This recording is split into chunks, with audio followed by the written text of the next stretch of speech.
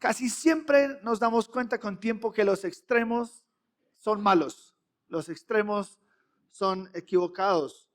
Y la respuesta correcta y la metodología es siempre entre los dos extremos. Y lo mismo con la preparación de un sermón.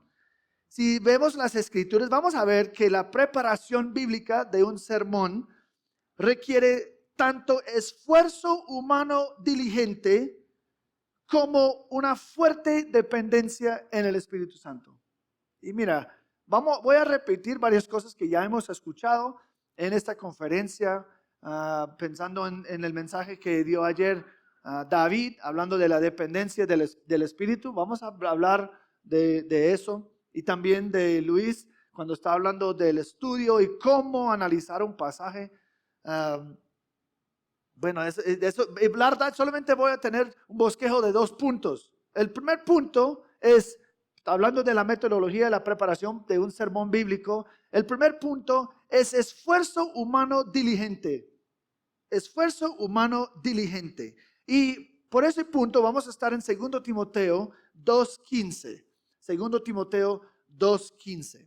Y dice lo siguiente: procura con diligencia presentarte a Dios aprobado, como obrero que no tiene de qué avergonzarse, que maneja con precisión la palabra de la verdad. Cuando Pablo dice procura con diligencia, esto es el primer elemento de preparar un sermón. Es un compromiso al trabajo duro y la diligencia. El griego literalmente está diciendo haga todo el esfuerzo, haga todo el esfuerzo. Y la idea es un esfuerzo enfocado y disciplinado para cumplir una tarea. ¿Pero qué es la tarea? La tarea es presentarte a Dios aprobado de una manera donde no tiene que avergonzarse. Pero presentarse a Dios aprobado en la manera que manejas la palabra de la verdad o palabra de verdad. La meta entonces es estudiar y transmitir la verdad de Dios en la manera más completa, más clara y más entendible y comprensible posible. Esto significa, en términos de hermenéutica, la observación, la interpretación y la aplicación de las escrituras. Y mira lo que dice: maneja con precisión. Maneja con precisión. Esto significa guiar la palabra de verdad en un camino recto, como un rumbo que va directamente a su meta. Eso es lo que significa esa palabra. No es solamente coger un versículo de las escrituras y utilizar ese versículo como tú quieres. Es manejarlo con precisión. Y mira, cuando uno dice con precisión, eso implica que hay una manera correcta de interpretar. Y también implica que hay muchas interpretaciones equivocadas. Si tiene que manejarlo con precisión, significa que hay una respuesta correcta.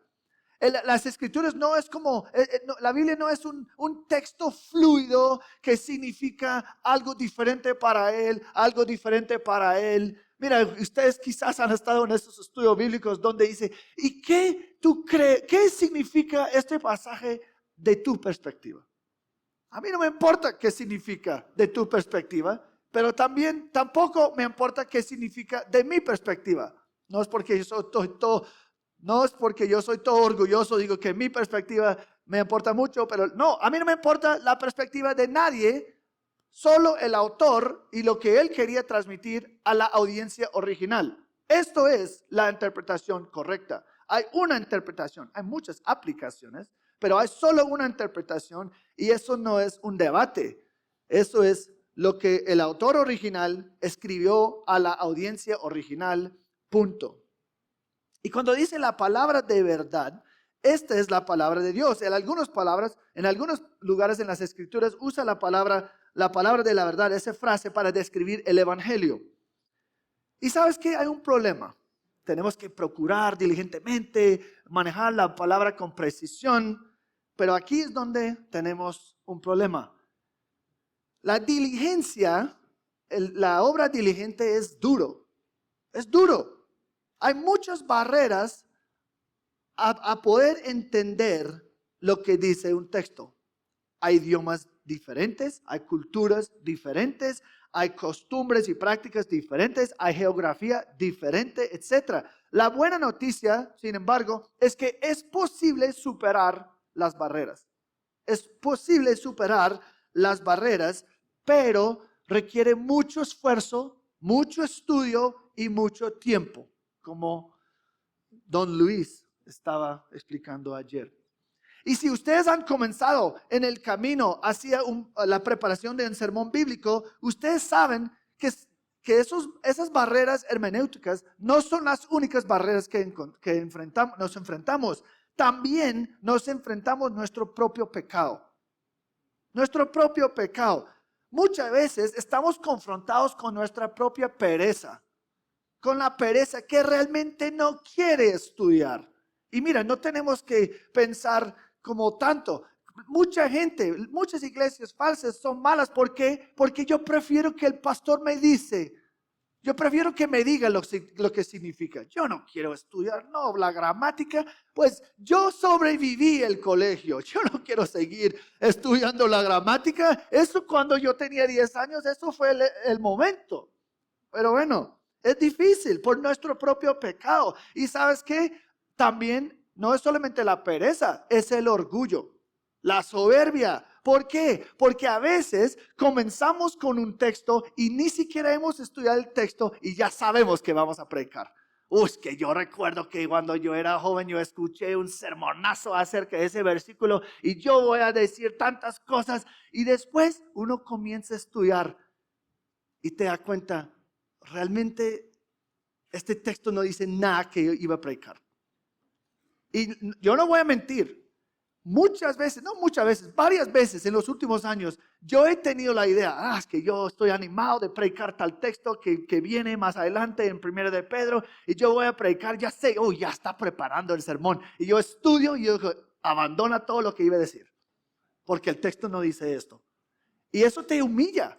Porque uno dice, pero eso también va, ¿dónde van a encontrar? Si tú estás comprometido a predicar la verdad o predicar lo que tú quieres predicar. Y tenemos que tener la convicción de solo vamos a predicar lo que el autor quería transmitir a la audiencia original y lo que significa de verdad. Y eso a veces te humilla. Pero ¿por qué hacemos esto? Porque los predicadores bíblicos son inextricablemente ligados a la verdadera significado del texto. ¿Por qué procuramos diligentemente de trabajar de una manera dura, asegurar que realmente entendemos el texto para que podamos explicarlo de una manera clara? ¿Por qué? Porque tenemos que presentarnos a Dios aprobado como obreros que no tienen de qué avergonzarse. Esa es la razón. Y cuando dice presentarse es que nosotros tenemos que estar delante de alguien, en este caso Dios. Tenemos que ser diligentes de estar delante de Dios para que Él pueda revisar y dar una inspección sobre la cualidad de nuestro trabajo. Cada vez que nosotros paramos aquí para predicar, estamos tomando un examen celestial, digamos. Un examen celestial. ¿Y sabes qué?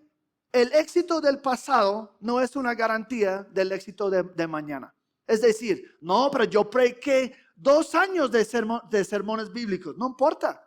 Cada domingo, cada miércoles, cada vez que tú estás predicando, enseñando la Biblia, porque no todos están predicando, cada vez que tú estás enseñando en un estudio bíblico, esto es otro examen celestial. ¿Cómo va a ser fulano aquí? ¿Va a ser fiel o no? Y la meta es que nos encontramos aprobados, no avergonzados a Dios, aprobados. Eso es el resultado de la inspección. Significa que estamos considerados genuinos después del examen. Y la idea aquí es que la prueba demuestra si somos genuinos o no, como predicadores fieles de la palabra de Dios. Y nota que dice a Dios, aprobados a Dios. Eso es importante porque Él es el verdadero juez de lo que estamos haciendo. Él es quien determina la calidad de mi predicación, no mis compañeros, no mis parceros, no mis amigos, no los rebaños, no las ovejas, no mi esposa, ni siquiera yo mismo. Y muchas veces yo creo que hay gente, y a veces puedes hablar con gente, y es evidente que ellos están tratando de convencerte que son predicadores fieles. No, pero yo hice tal cosa, yo prediqué tal serio. Y como, bueno, pues, ¿por qué me está haciendo eso? Que están tratando como ganar la aprobación de las personas. Pero realmente el juez de cómo tú preparas un sermón en la soledad de tu estudio es Dios mismo. Se ha dicho algunas veces que nosotros como pastores predicamos a una audiencia de uno, no de muchos. 2 Corintios 10:18. Porque no es aprobado el que se alaba a sí mismo, sino aquel a quien el Señor alaba. Gálatas 1:10. Porque busco ahora el favor de los hombres o el de Dios. O me esfuerzo para agradar a los hombres. Mire, escuche, es tan fuerte eso. Si yo todavía estuviera tratando de agradar a los hombres, no sería siervo de Cristo. Si ustedes están ahí predicando cada semana para la aprobación de cualquier otra persona, miren lo que dice Pablo. Si están predicando para el favor de los hombres, no eres siervo de Dios. No estás haciendo la obra de Dios ahí. 1 Tesalonicenses 2:4.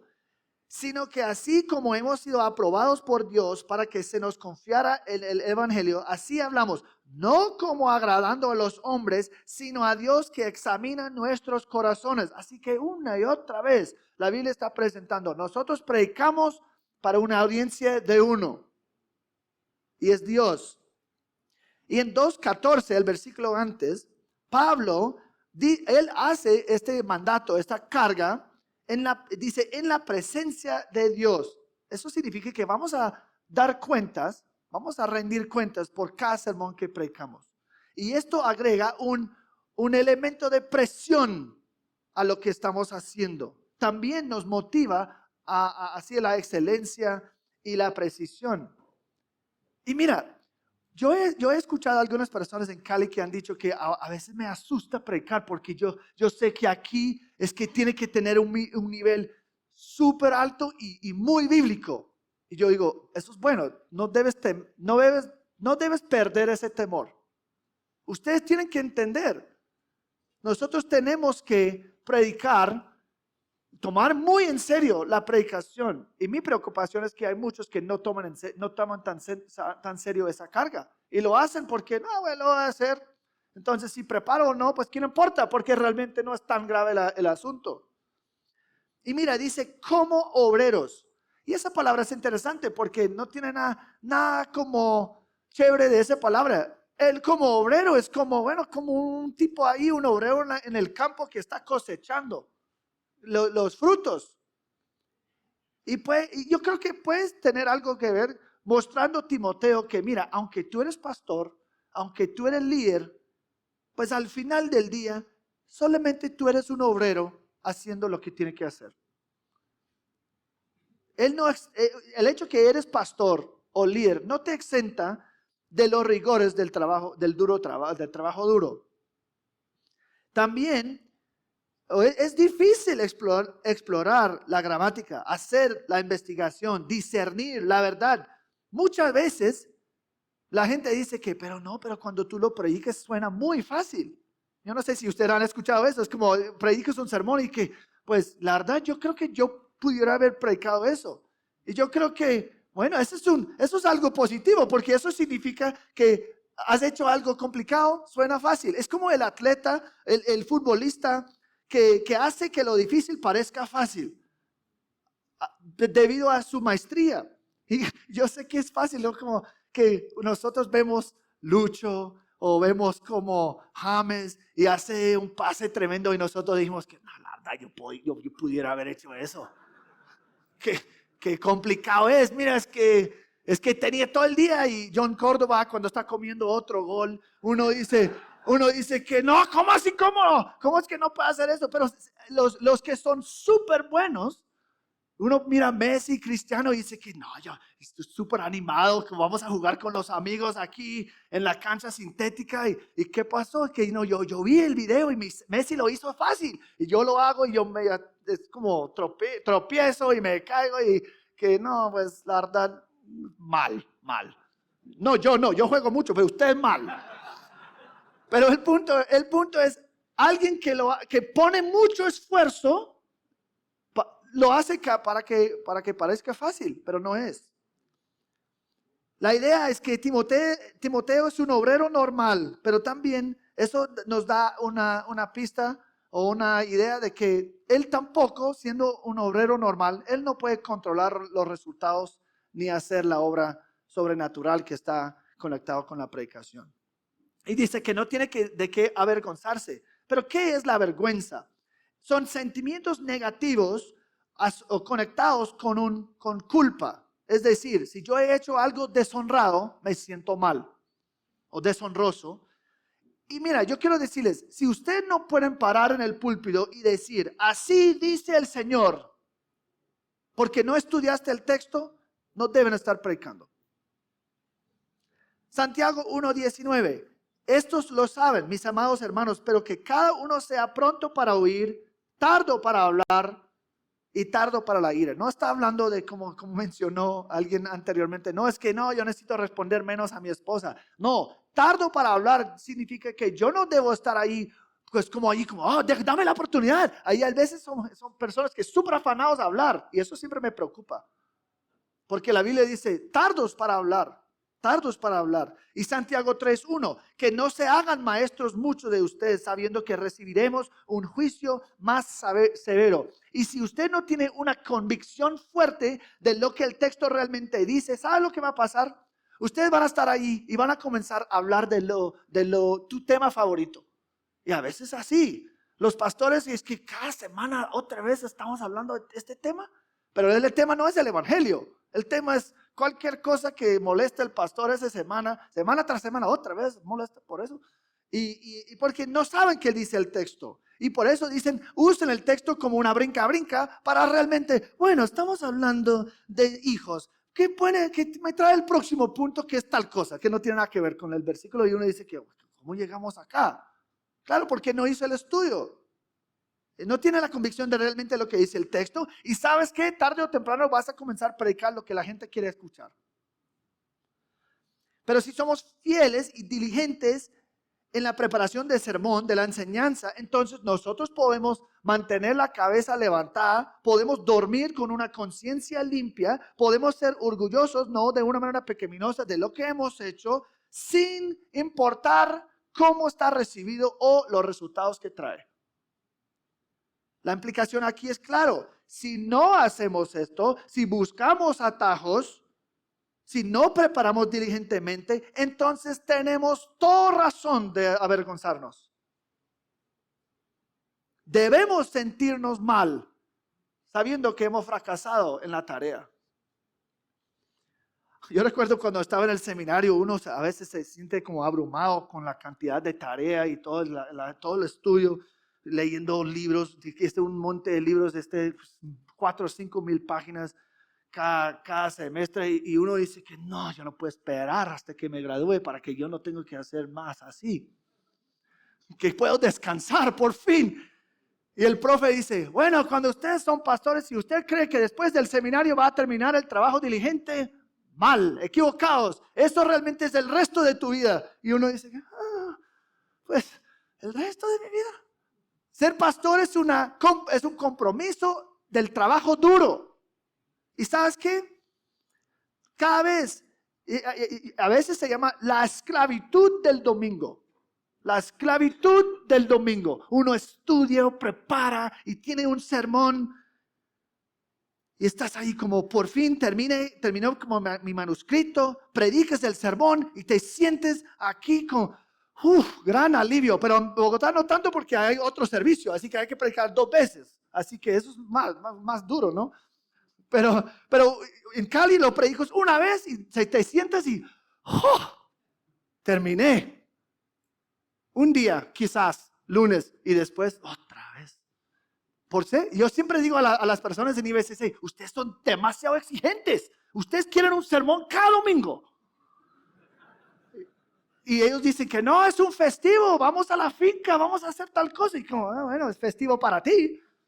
pero ustedes también van a querer un sermón. Así que no hay tanto festivo para un predicador. Entonces, ustedes son muy exigentes. Y la interpretación correcta y con precisión del texto, claro, implica la idea de trabajo duro en entender el significado del texto. Pero ¿sabes qué? Yo creo que hay más de eso. Hay más maneras que nosotros tenemos que trabajar para ser predicadores eficaces. ¿En qué sentido? Puede ser necesario para algunos de ustedes que entren un entrenamiento oficial para ser ese obrero aprobado. Quizás algunos de ustedes necesitan inscribirse en Sendex, aprender cómo es la hermenéutica y cómo superar las barreras que tenemos en la Biblia, que ustedes a veces dicen que es mucho trabajo, pero ustedes ni siquiera están capacitados de superarlas, las barreras. Entonces, algunos de ustedes, ese trabajo duro es entrar al seminario, es estudiar más, capacitarte.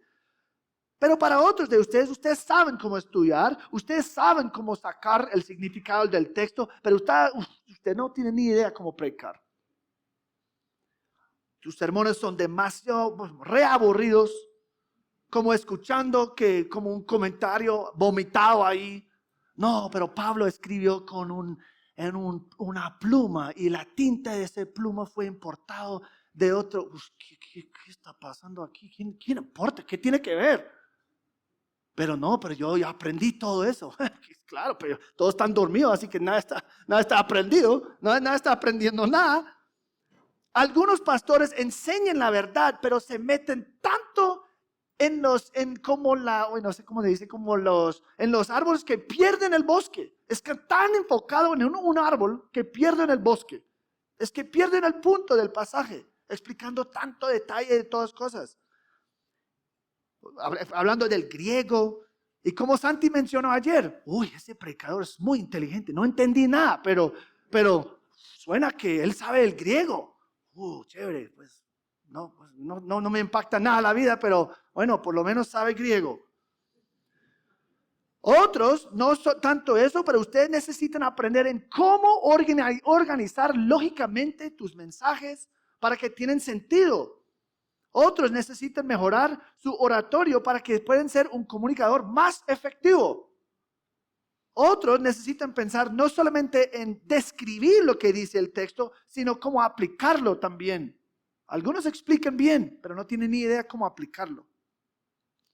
Esto puede significar que tenemos que estudiar la lógica, trabajar en la oratoria, etc.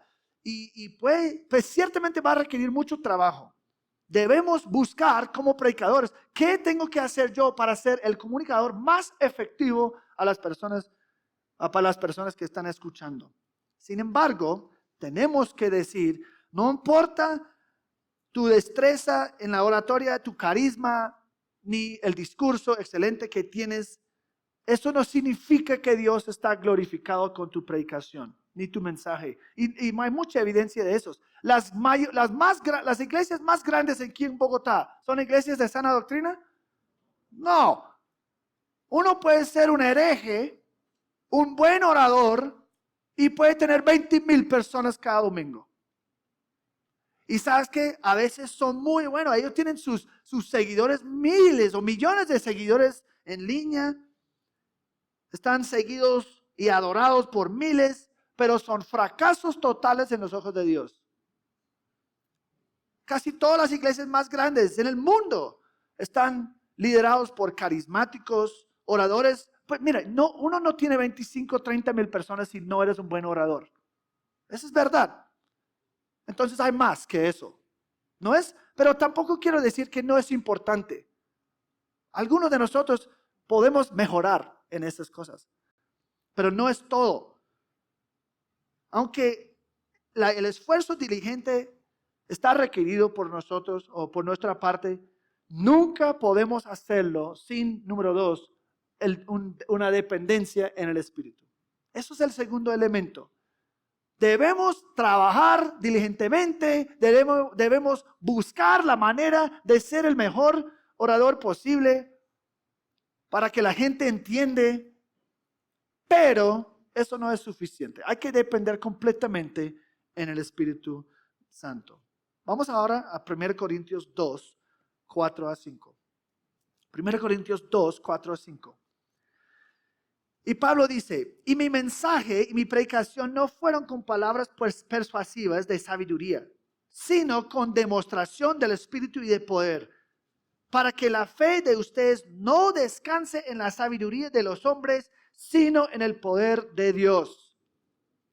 En la predicación nos dice que tenemos que trabajar diligentemente, tenemos que dar mucho esfuerzo para entender correctamente y manejar correctamente las Escrituras. Y después nos dice que, bueno, solamente es la obra del Espíritu Santo que realmente hace la diferencia en la predicación. Eso es lo que dijo David ayer. El Espíritu Santo es quien va a determinar si tu mensaje es útil o no, si Él quiere utilizarlo o no. Nosotros tenemos que esforzarnos, tenemos que estudiar en nuestra preparación, en entender el texto y para que nosotros podamos dejarlo entendible, comprensible por las personas. Sin embargo, Pablo, quien en Timoteo da el mandato de procurar diligentemente, manejar bien las Escrituras, dice en Corinto, que fue escrito antes, que no fue según sabiduría humana ni en palabras persuasivas. Que su mensaje fue mucho más dependiente en la obra del Espíritu, el poder del Espíritu, que en habilidad humana. Entonces, ¿cuál es? ¿Cuál es? ¿Tenemos que esforzarnos mucho, estudiar y hacer toda esa tarea, esa parte ardua? ¿O tenemos que depender en el Espíritu? Y la respuesta es sí. La respuesta es sí. A ambos. Hay que hacer los dos. Sin embargo, en esas dificultades, también las personas muchas veces tienden a los extremos. Si un extremo es basar mi ministerio y el éxito de mi predicación completamente en lo que hago yo, en cómo presento yo, el otro extremo es ser demasiado místico y depender completamente en el Espíritu y eludir la trabaja dura de la preparación. Y mira, yo recuerdo, yo tengo un amigo del seminario y él viene de una secta menonita en Michigan. Y él está comentando cómo hicieron la preparación de los sermones. Y él dijo que, mira, cualquier sermón, cada domingo, fue un sermón espontáneo en el momento de la predicación. Al principio del servicio, habían como 5 ancianos ahí enfrente. Y un tipo subió y dijo que, y Fernando, tú vas a dar la palabra hoy. Y Fernando, bueno, pero no importa porque él no tiene que preparar. Obviamente no ha preparado nada porque está ahí y acaba de aprender que él va a predicar hoy. Y él sube y lee y prepara el sermón como algunos de ustedes leen su Biblia. Hoy vamos a escuchar de Levítico. No, el Señor tiene otra palabra para mí. Corintios, mejor dicho. El espíritu era débil en Levítico, pero en Corintios está fuerte. Entonces, es que ellos predicaron así. No, sin preparación, porque ellos querían escuchar un sermón del Espíritu. Pues no debe sorprendernos que ese grupo tenía tantas herejías y doctrinas erróneas en muchas cosas. Y cuando mi amigo comenzó como a escuchar sana doctrina ocultamente, estaba haciendo en secreto, porque eso fue como prohibido en esa secta. Él comenzó, yo no recuerdo cómo, estaba escuchando y él llegó a la conclusión que yo necesito prepararme en el seminario. Y él decidió salir de ese grupo. ¿Y por qué te vas? Voy a estudiar en el seminario. No, el seminario es diabólico, dijeron. Porque la letra mata, pero el espíritu da vida. Entonces, ustedes van a sofocar el espíritu estudiando en un seminario. Eso es lo que dijeron. Bueno, gracias a Dios él fue. Y mi mensaje, dice Pablo, y mi predicación no fueron con palabras persuasivas de sabiduría.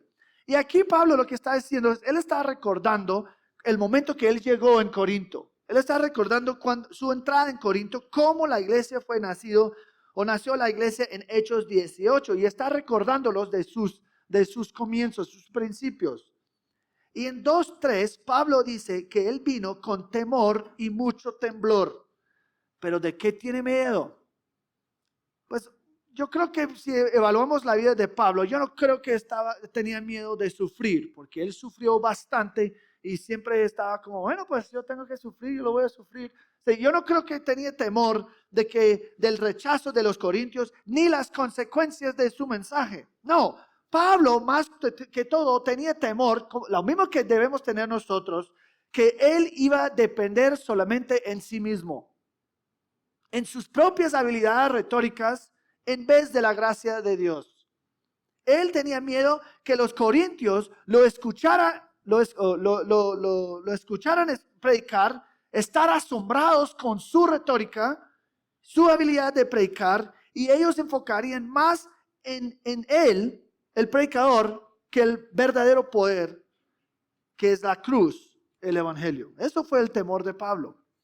Pablo, cuando está describiendo su predicación, él da un elemento negativo y un elemento positivo. Lo que es y lo que no es. Primero, no fue predicación basado en técnica humana refinada.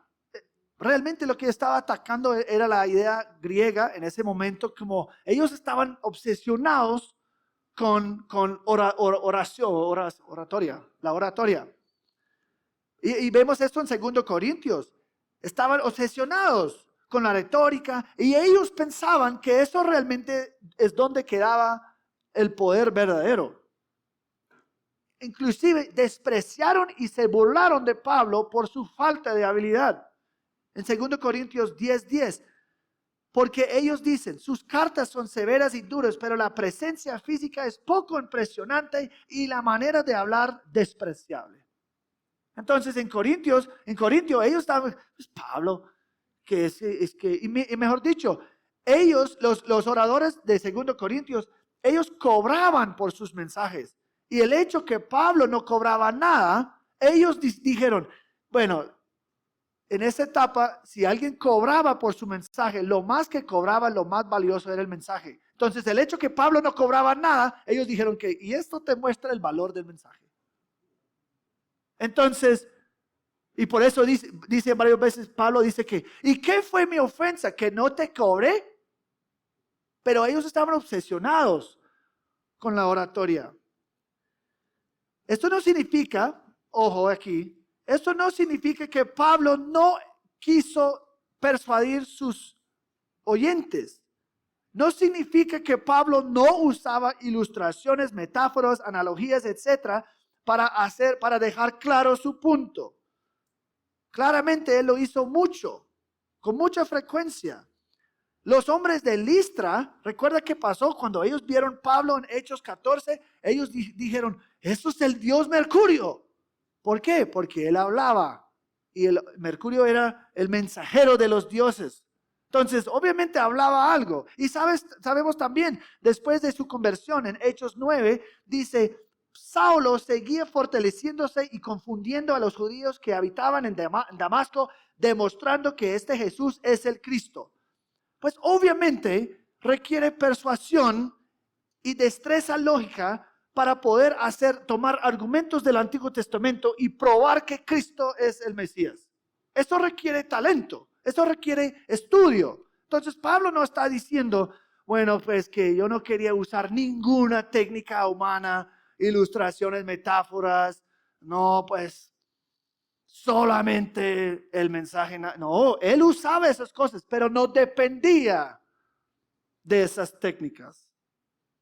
Y dice, sino con demostración del Espíritu y de poder. Pablo les dice, el verdadero poder en la predicación no se encuentra en el estilo, no se encuentra en el intelecto, no se encuentra en la dotación de cada predicador. Viene con el poder del Espíritu manifestado en la predicación de la verdad del Evangelio, que él ya llamó la necedad a los hombres en capítulo 1.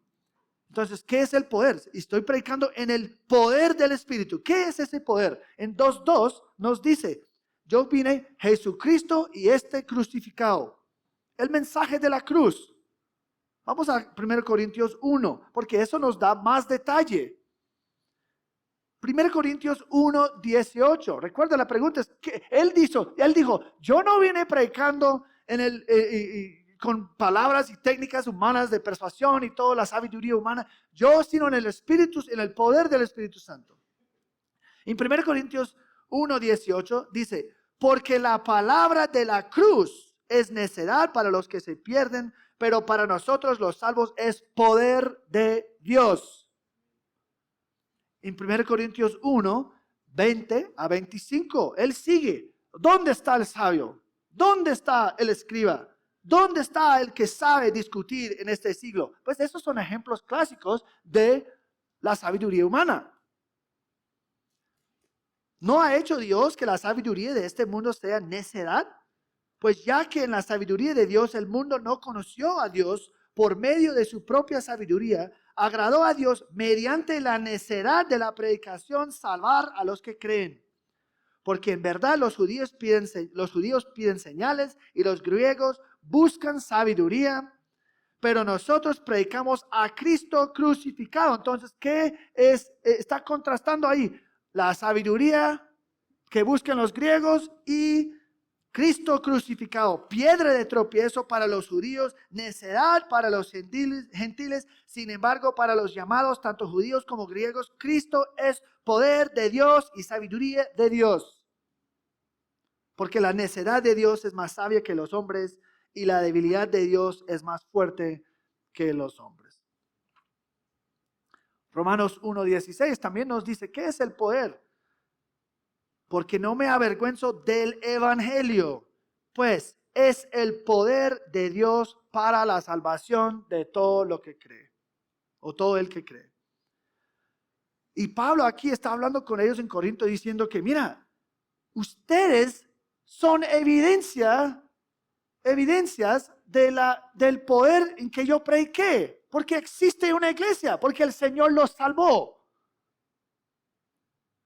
Su conversión demostraba que su predicación no faltaba el poder. Entonces, ¿por qué Pablo está enfatizando tanto una dependencia en el Espíritu sobre la sabiduría humana? Pues nos dice, para que la fe de ustedes no descanse en la sabiduría de los hombres, sino en el poder de Dios. Él no quería que ellos pensaron que el secreto detrás de la predicación poderosa fue técnica humana ni estrategias humanas, solamente el poder de Dios.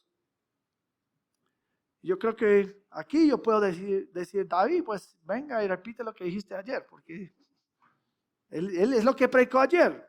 Una dependencia total en el Espíritu Santo. Como un comentarista dice, la fe no puede descansar o depender en la habilidad humana ni la fuerza humana, porque esto minimiza el mensaje de la cruz. Aunque seres humanos, muchas veces están dotados en maneras impresionantes, incluso en poder hablar de una manera pulida, en la sabiduría humana no puede solucionar el problema mayor que tenemos, que es el pecado. No importa si tú eres buen orador, esto no soluciona el problema del pecado, esto no salva. Solamente Dios puede hacer eso. Y sabes que hoy en día muchos pastores, muchos maestros recurren a emociones y las cosas teátricas para provocar una respuesta.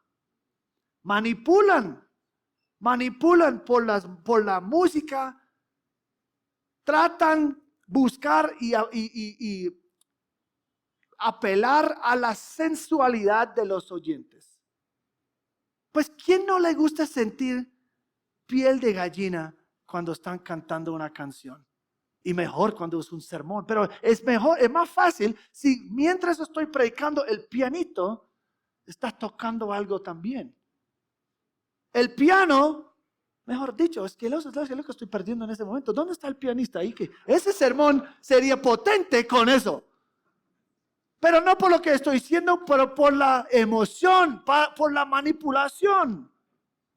Y los grupos carismáticos manipulan las emociones. Y después cuando la gente está todos agitados, vamos, adelante, vengan aquí adelante y haga una declaración de fe, habla la oración de salvación. Aprovechamos, ustedes están ahí calentados, así, aquí es el momento. Son métodos humanos. Pero al final, Pablo tenía muchas habilidades naturales, pero él no dependía en esas habilidades como la base del poder de su mensaje. Al final, no importa qué talentoso es el predicador ni el evangelista, es el poder de Dios que salva. Nada más. Y si la salvación o la santificación dependiera en el predicador, ya no es obra de Dios, es obra de hombres. Mira, yo he tenido personas que me han dicho, tú tienes que venir y evangelizar mi padre. Tienes que evangelizar mi hijo. Yo siempre niego o rechazo esos comentarios. Porque lo que están diciendo es que yo he tratado de predicar, yo he tratado de evangelizar, pero pues falta, yo no sé, la unción. Pero tú que eres pastor y que tú que sabes y tú que has estudiado, tú lo puedes salvar. Y una vez yo recuerdo que yo fui y una amiga mía dijo que mi hijo está todo duro, como ateo. Bueno, pues yo no creo que va a funcionar, pero yo puedo hablar con él. Y yo dije, bueno, yo entiendo bien cómo hacer las cosas de apologética y todo. Y yo hablé con él. Yo creo que fue más duro conmigo que con ellas. Porque yo no tengo el poder de salvar. Nadie va a entrar al cielo porque alguien tenía buenos argumentos. Un muerto no necesita mejores argumentos. Lo que necesitan es que el Espíritu Santo toca su corazón de piedra y lo convierte en una manera milagrosa en un corazón de carne. Pero la gente no entiende eso. Predica, por favor, enseña, habla con él. Tú lo puedes convertir. No, yo no he convertido a nadie en mi vida. Quizás el Señor me ha utilizado varias veces, pero nunca tenía nada que ver conmigo. En Cali hemos visto un movimiento fuerte de Dios en salvar personas, santificar, transformar matrimonios y familias. La gente viene y en poco tiempo el Señor los salva. Gloria a Dios.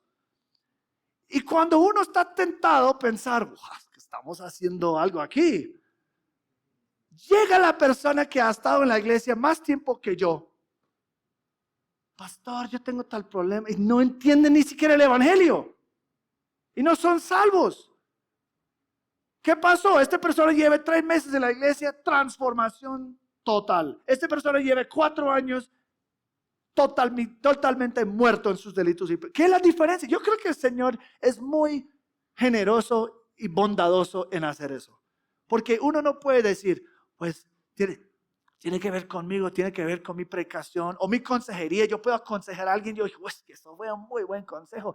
Y yo puedo darle a las 2 personas y uno completamente rechaza y la otra persona el Señor usa para salvar, transformar su vida. No tiene nada que ver conmigo. No tiene nada que ver con ustedes.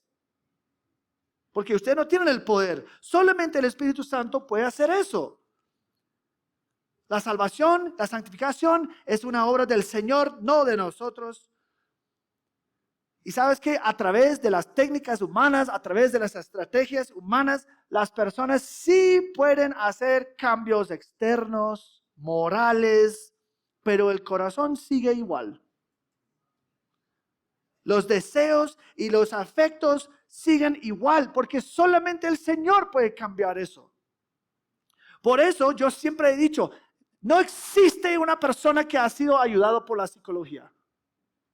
No existe una persona que realmente ha sido beneficiado por la psicología. Claro, miles han visto mejoras externas en su comportamiento, quizás temporales, modificaciones temporales de lo que están haciendo, pero el hecho que la psicología es una filosofía antibíblico, humanista y hecho de hombres, significa que es sabiduría humana. Es imposible que haga cualquier cambio duradero. en el interior de la persona, en el corazón. Es imposible porque es sabiduría humana y sabiduría humana no funciona. Lo que Pablo aquí está rechazando no es la predicación, ni el estudio diligente, ni la preparación, sino el error crítico de la autosuficiencia. Tenemos que recordar Juan 15:5. Separados de mí, nada pueden hacer. Al final, no importa si tú eres demasiado talentoso en el exégesis o si tú eres súper persuasiva. El hombre natural no acepta las cosas del Espíritu de Dios porque para él son necedad y no las puede entender porque son cosas que se disciernen espiritualmente. 1 Corintios 2:14. Entonces, bueno, si yo tengo que escoger entre algo que es bíblico pero aburrido o algo que está totalmente dependiente en los trucos y la habilidad y la carisma o el carisma del predicador, pues claro, prefiero lo que es bíblico. Pero yo quiero decirles, no, yo no creo que es una decisión, o tengo que ser aburrido o tengo que ser como un buen orador. ¿Tengo que ser bíblico y aburrido? No, yo no creo que tenemos que ser los dos. Yo creo que podemos ser bíblicos y también depender completamente del Espíritu Santo y no ser aburridos. Trabajar diligentemente y también depender completamente del Espíritu Santo. No es, yo tengo que escoger esto o esta. Entonces, en conclusión, podríamos decir que nuestra predicación, yo no vengo predicando para que les guste o que ustedes están impresionados conmigo. O que yo obtendré una determinada cosecha. Algo que realmente yo no tengo ningún control. Yo no tengo ninguna influencia. Y realmente, si ustedes salen aquí diciendo que, qué buen sermón, a mí no me importa nada. Lo que estoy orando antes es que, Señor, si alguien necesita estar confrontado, confróntalos. Si alguien necesita estar animado, anímalos. Si alguien necesita arrepentirse y dejar de enseñar, haga eso. A mí, yo no sé qué está pasando en sus vidas. Entonces, uno predica porque es lo que el texto dice. Y también porque me asignaron el texto. Pero es el punto. Yo predico y yo no voy a saber qué reacción tienen ustedes. La misma manera que yo evangelizo mucho, pero yo nunca sé qué va a pasar. El fruto de ese evangelismo, ¿quién sabe? ¿Quién sabe? Y a mí no me importa, la verdad. Si llegan a la iglesia o no, pues esa es la obra del Señor. Pero por amor del Señor yo quiero proclamar, por amor del Señor yo quiero evangelizar. Y eso es lo que MacArthur siempre llamaba la doctrina del sueño. Yo puedo predicar, yo puedo evangelizar y yo puedo dormir bien. Yo puedo aconsejar y yo puedo dormir bien. Yo puedo dormir bien. Yo me duermo bien. ¿Por qué? Porque si yo quiero poner la carga por encima de que yo tengo que convencer, yo tengo que salvar, yo tengo que santificar. No, es que eso es un peso demasiado grande. Yo solo vengo como un esclavo ligado a mi amo, motivado por amor por su nombre, y yo trabajo duro para su gloria, y yo descanso en el hecho que si yo proclamo la palabra fielmente, bíblicamente, con precisión, algo que requiere mucho esfuerzo, entonces como Isaías dice, como descienden de los cielos la lluvia y la nieve, y no vuelvan allá, sino que rieguen la tierra, haciéndola producir y germinar, dando semilla al sembrador y pan al que come, así será mi palabra que sale de mi boca, no volverá a mí vacía, sin haber realizado lo que deseo y logrado el propósito para el cual la envié. Oremos. Señor, ayúdanos, porque muchas veces es nuestro propio pecado que nos estorba. La pereza, el orgullo, el temor de las opiniones de los demás. Señor, queremos procurar diligentemente ser obreros aprobados en la manera que manejamos la palabra de Dios. Queremos predicar con precisión, Pero nunca, nunca queremos depender en nuestras propias habilidades, ni en nuestras propias técnicas, estrategias, ni en nuestro propio poder. Señor, queremos depender totalmente en la obra del Espíritu Santo, porque es el poder de nuestra predicación, de nuestras iglesias, de cualquier ministerio, de la consejería, del evangelismo, de la predicación. Siempre es el poder del Espíritu Santo. Y si el Espíritu Santo no hace nada, no pasa nada. Así que, Señor, ayúdanos, pues perdónanos cuando nosotros comenzamos a depender en nosotros mismos. Ayúdanos, Señor, a hacer todo para tu gloria, por amor de tu nombre. Y podemos descansar en tu obra. Si no vemos fruto, nosotros no tenemos que compararnos con otros. Ah, no, pero en Cali, en Bogotá, o en no sé qué, pero en mi pueblo no está pasando. No importa, Dios.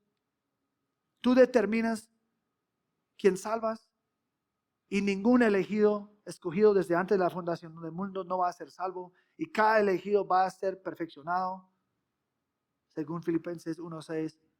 Así que, Señor, ayúdanos a descansar, pero no descansar tanto que no estudiamos, pero podemos esforzarnos diligentemente mientras descansamos. En el nombre de Cristo Jesús, amén.